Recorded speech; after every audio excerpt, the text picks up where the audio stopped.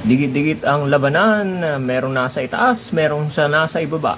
Sino ang malalaglag, sino ang aangat? Dito pa rin tayo sa updates natin sa UAAP Season 88 Men's Basketball Tournament. Magandang araw mga katokers, mga katoshis, mga katokis. Welcome naman po sa ating panibagong vlog dito sa Talking Toshi Sports.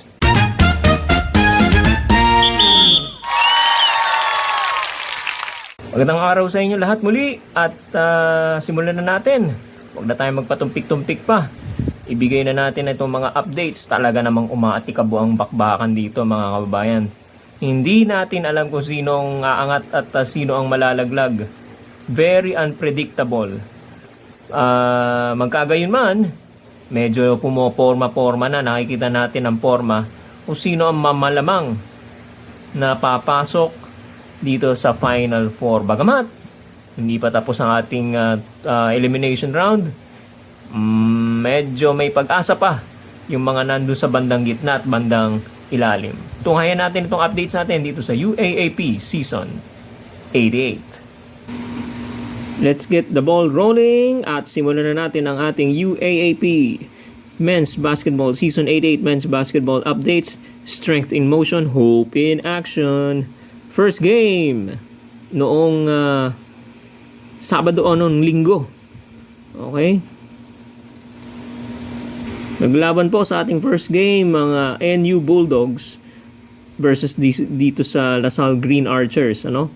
At naputol na po. Naputol na. Kinagat, nginat-ngat ng NU Bulldogs ang 4-game winning streak ng DLSU Green Archers. Nanalo po ang NU Bulldogs over the Green Archers 75-67 noong first game ng Sunday natin, Sunday matchup. Alright? Best player po natin dyan, ang FSA ng NU Bulldogs. Walang iba kundi ito si OJ, Omar John. Alright?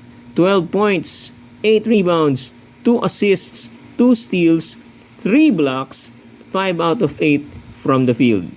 Yan, si Omar John. Okay? Next game natin, second game noong Linggo. FEU Tamaraws versus the Adamson Soaring Falcons. Nanalo po ang may pag-asa pa tong FEU mga kababayan. Nanalo po sila FEU Tamaraws winning over the Soaring Falcons, the Adamson Soaring Falcons in overtime. Talaga namang dumadala sa mga overtime. That goes to show na competitive ang mga teams natin dito sa UAAP. Very unpredictable. Ika nga, sabi ko nga kaninang sa unang statement natin. 73-70 was the final score.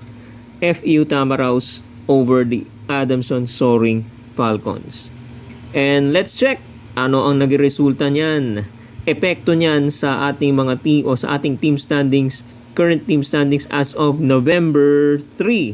Pero bago po yan, bigyan muna natin ng parangal itong si Kirby Mongkopa ng FEU number 31.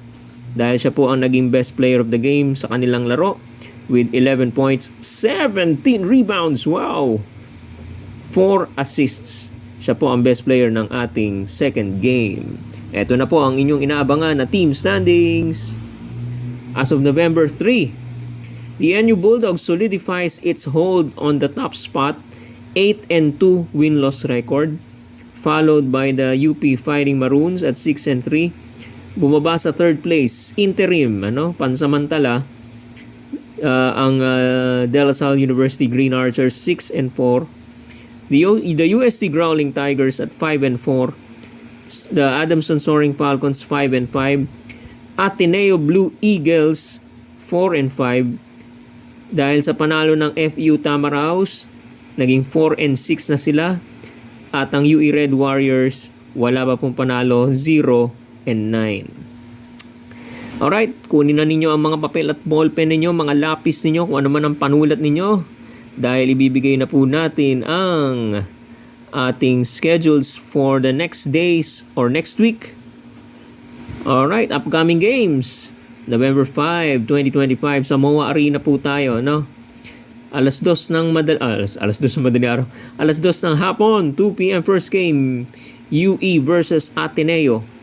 Okay? And then 4:30 second game, UST versus UP. Yan po ay sa MOA or SM Mall of Asia Arena. Okay? And then on November 8, yan ay Sabado, pumunta tayo sa UST Quadricentennial Pavilion. 1:30 p.m. UP versus UE. Alright? And then the second game, National University Bulldogs versus the Adamson Soaring Falcons. Pagdating ng linggo, sa Smart Araneta naman tayo ba? Talagang nilibot ha. Venue hopping tayo, no? Smart Araneta Coliseum po tayo November 9. First game po natin, the UST, University of Santo Tomas Growling Tigers versus the Far Eastern University Tamaraos. First game natin. And at the next game, sa November natin, second game will feature the arch rivals, Ateneo de Manila University Blue Eagles going up against the De La Salle University Green Archers. Yan po ay sa November 9, mga kababayan, sa Smart Araneta. Alright? So, hanggang dito na lamang po muna ang ating mga updates.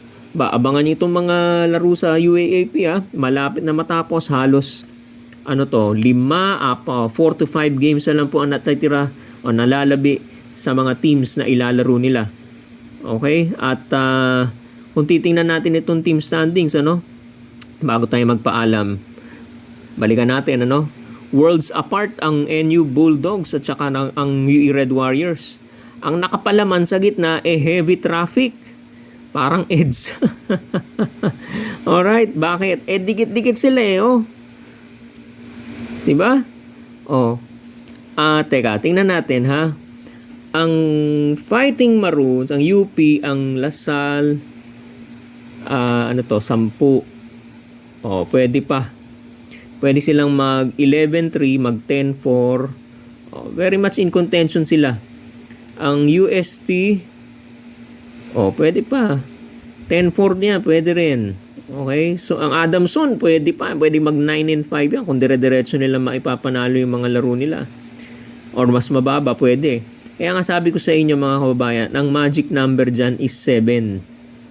Kung 8 or 7, yan. Okay? Ngayon, ang Ateneo, okay, pwede pa. Okay? Pwede pa nilang kailangan nilang maipanalo yung at least siguro dalawang laro nila. Hindi, 9-5 hindi. 5, 6, 7. 5, 6, 7, 8, 9. Hindi. Kung gusto nilang makapasok, kailangan maipanalo nila yung the most 5 games nilang susunod. Kasi 9, 10, 11, 12, 13, 14. Kailangan maipasok nila, maipanalo nila maximum yung 5 games sila para maging 9-5 sila or lower sa 3. Kailangan maipanalo nila much better kung 4 na panalo. Kasi para maging 8-6. Kung 7, medyo delikado yun. Although magic number yun, pero hanging in the balance pero para wala nang komplikasyon, 8 or 7 or 8, yan, pwede na yan. Ang FEU, pwede pa. 8-6. May panalo nila yung sunod nilang 4 na games. Alright? So, itong 1, 2, 3, 4, 5, 6, itong 4 na ito, 6 na ito ay pwede pang mag-top, makakuha ng spot sa Final 4, mga kababayan. Still up for grabs. So, hindi pa natin alam kung sino ang magiging Final 4. Okay? Ang NU, okay na yan. Medyo okay na yan dahil 8 na sila. Kung mag 8-6 man yan, pasok pa rin yon. no? O kung may katay man, ano na yun, talagang tablahan na talaga yung kung may katay sila, no? Kukunin natin yan sa quotient, mga kababayan, ano? Pero itong sinasabi natin, although hindi pa tapos, mayroon na tayong nakikinikinita, pero hindi pa rin natin, we're not discounting the fact na maaari pa rin makapasok, no? Yung mga nandito sa ilalim na lalo tong FEU tsaka Ateneo. Okay? Depende sa mga kalalabasan ng mga laro nila. Alright? Kung magpapananulunan sila ngayon, okay?